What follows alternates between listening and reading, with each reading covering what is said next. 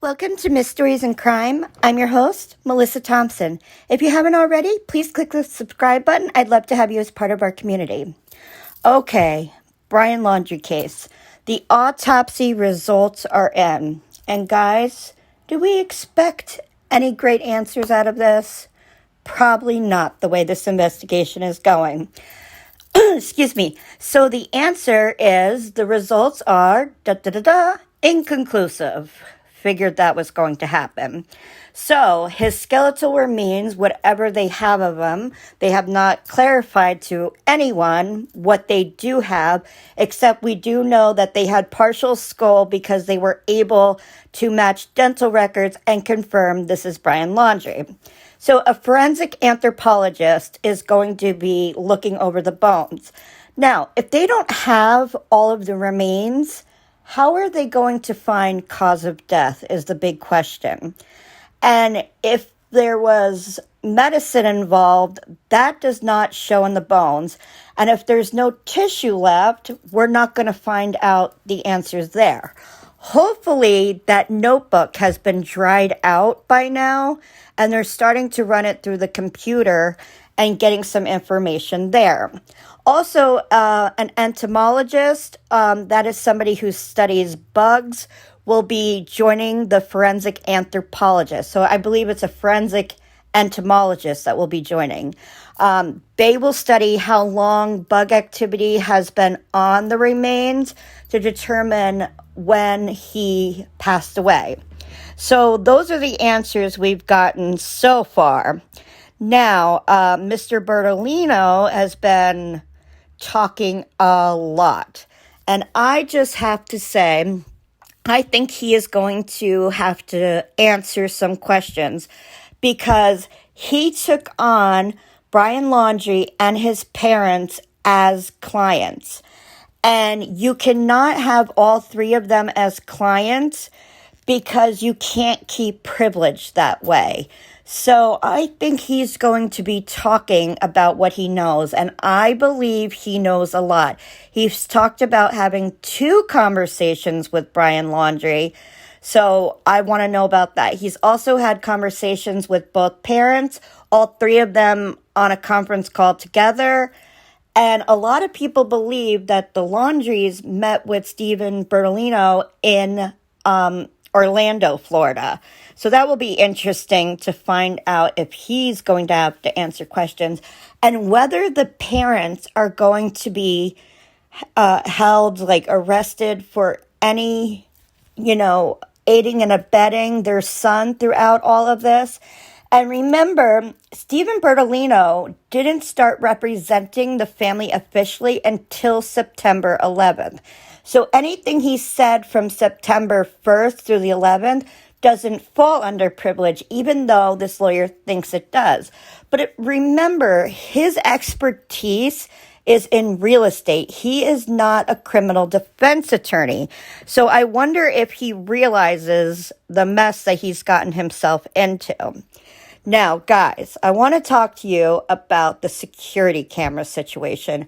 Who feels that this case has gone absolute bananas? Turns out all those security cameras were up while Brian Laundrie was in the house. He walks out the front door with a backpack and dry bag, gets into the Mustang, and drives off, leaving his wallet, his cell phone behind.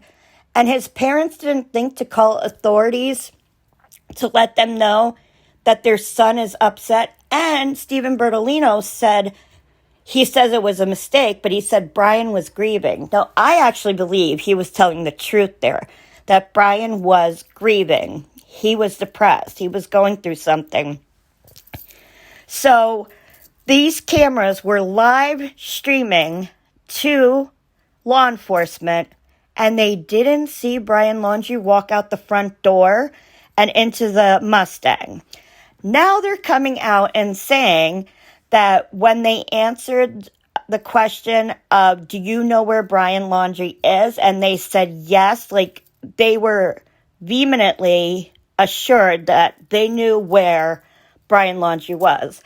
Well, now, apparently, they saw Roberta Laundrie driving home in the Mustang, and they thought Roberta Laundrie was Brian Laundrie. Question here, but do their body types even look similar? Okay, she had a baseball cap on, but look at her body type and then look at Brian Laundrie's. Not even close. And to see last week that they had a press conference patting themselves on the back about this, I'm embarrassed for them. They have screwed up this case so bad. And I think because they didn't follow him, I mean, they had probable cause to follow him. They could keep eyes on him as long as they didn't harass him. And I believe if they had done that, Brian Laundrie would be alive and he would be behind bars.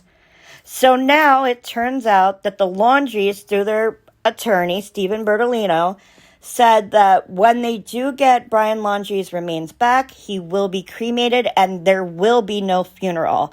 I bet it's going to be very hard for them to explain to their family and friends this scenario, and I don't even think they have to because it's worldwide news. Now, the Laundries yesterday left their Northport home to an undisclosed location to quote-unquote grieve. I do not know if Cassie went with them. I'd be curious to know if she's home or she's with them to grieve.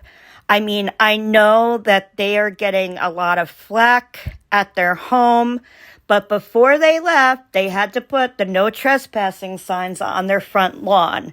So that's what they care about. I know that these parents are upset that they lost their son. I've mentioned many times in videos, I lost my eldest daughter to sickness, and it's something I wouldn't wish on anyone, not even my worst enemy. So we have to know that they are grieving. Whether they're involved in this situation or not will be to be determined. I'm hoping that notebook gives us more answers because this autopsy did not. Hope you guys are well. I hope you're having a beautiful week. And remember to please take some time for some self-care for yourself. And I will see you guys very soon. Take care, you guys. Bye-bye.